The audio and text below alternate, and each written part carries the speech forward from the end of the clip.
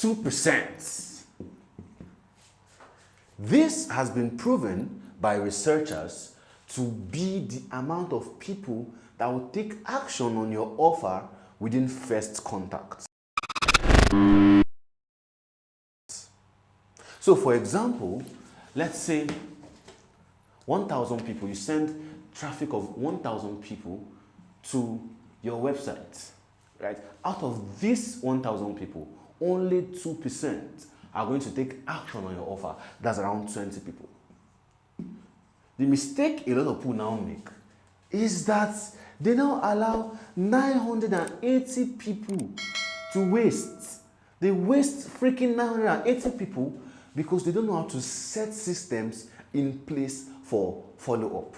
What I'm trying to say is this: no matter where you're presenting your offer, you're trying to sell stuff, if people are going to buy from you on first contact, it's only be 2% of them.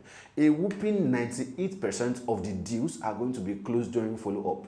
So follow-up is not something you should be sleeping on. Listen, the money is made in the follow-up. The fortune is created in the follow-up. So you must learn to take follow-up seriously.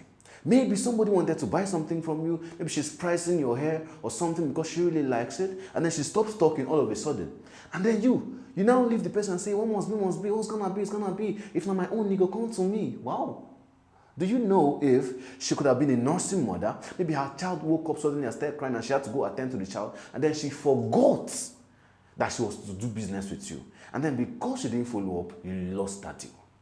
You will lose 100% of the deals you don't follow up on today. So if you're watching this, go back to your DMs, go back to your emails, go and check all those unattended to messages, all those people you're supposed to do business with that you are not followed up. Go and follow them up, and you will see that you will close a lot of sales by just this simple action of going back to follow up. Hope this helps you. I'll see you next time, and take care of yourself.